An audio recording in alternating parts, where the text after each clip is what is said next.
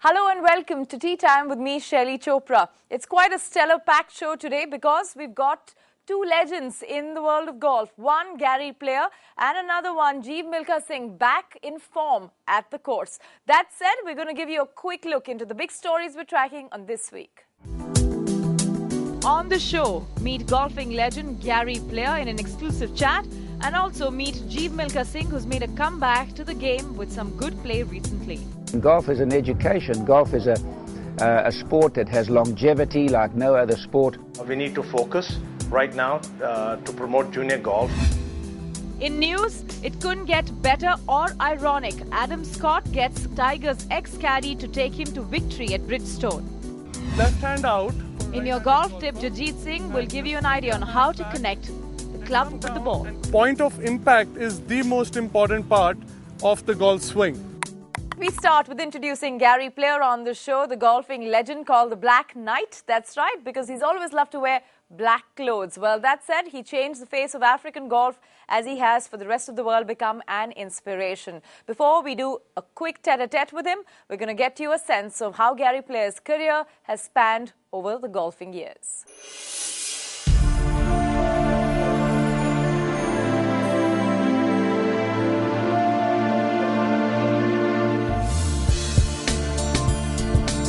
Widely regarded as one of the greatest players in the history of golf, Gary Player was inducted in the Hall of Fame in 1974. Known as the Black Knight because he always wears black, Gary Player won 165 tournaments on 6 continents over 6 decades. He is just one of the 5 golfers who can claim a career Grand Slam, that is, winning golf's 4 major championships over the course of a career. Born in Johannesburg, South Africa, he struggled with poverty with a dad working in the mines and a brother at war. But nothing could come between Gary Player and golf. With his 9 major championship victories, he is widely regarded as one of the greatest players in the history of golf. He is also a renowned golf course architect with more than 300 design projects across the world. And behind the scenes, Player also spent time improving the racial situation in his native South Africa.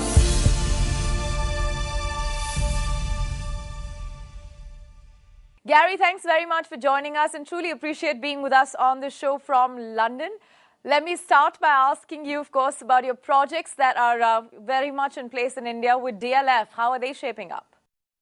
Very exciting to be in India. DLF, we're designing a golf course for him, Mr. Singh, who came out to South Africa and really introduced this great cricket system that took off like a house on fire. So very exciting to be going into India.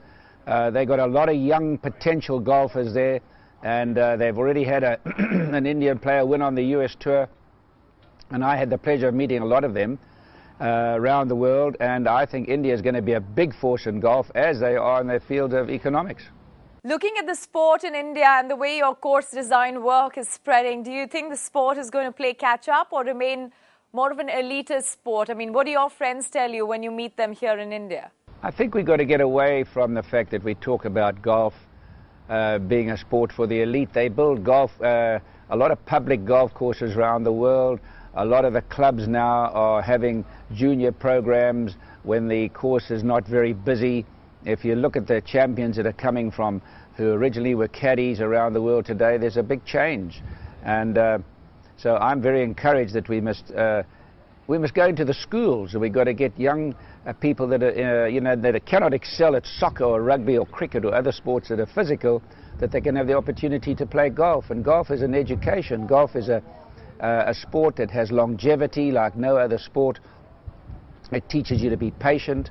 It has a lot of attributes, and so I think that golf for the public, well, it's limited to how many, obviously, but particularly when you have a large population like India. But there must be public golf courses built, I feel, and academies. I think academies are very important. Of course, India has sort of been part of the game for some time, and China just got it about a quarter of a century ago. But yet we do hear that India is actually way behind China and picking up the game.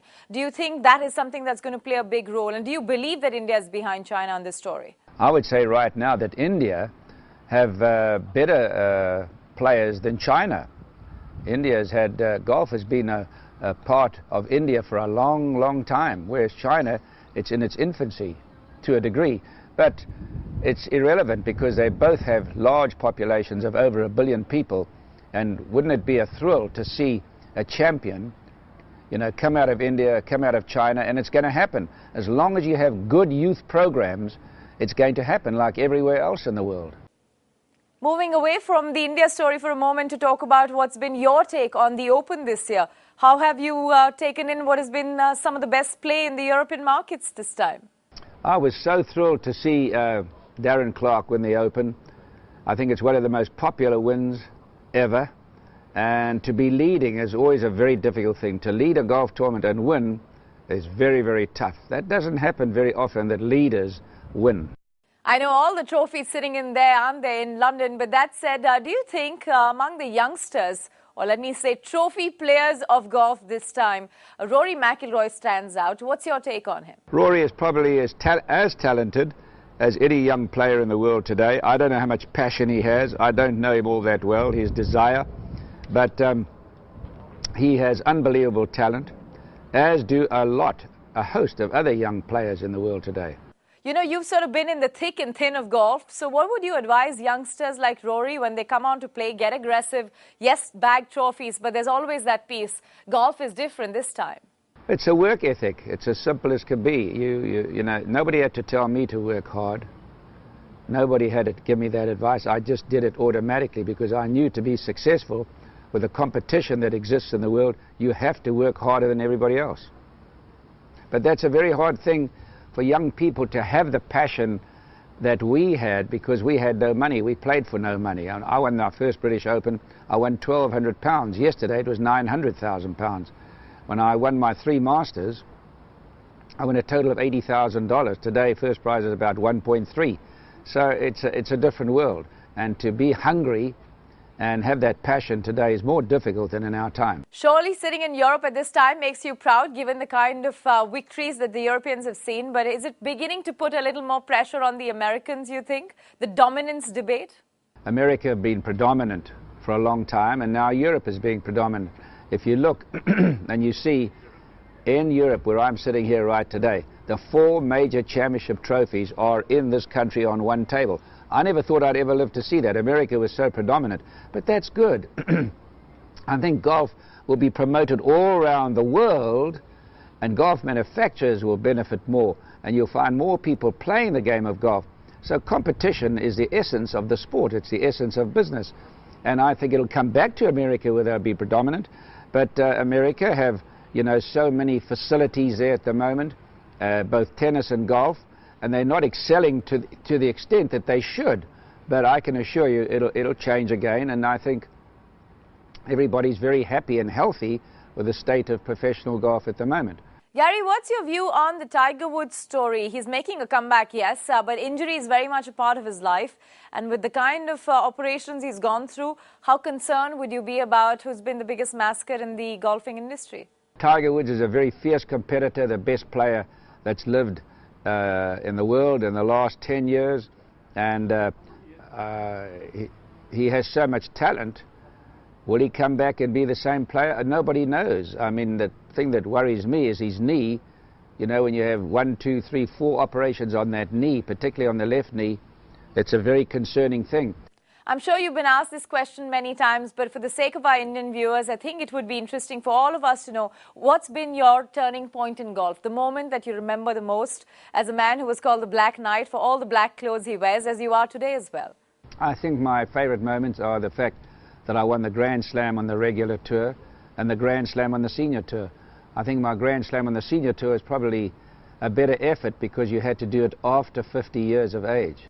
Thanks very much, Gary. It's always a pleasure. Even as we get about 10 minutes with you, it's been precious, especially with our viewers. Looking forward to global golfing greats joining us here on Tea Time. Thanks much.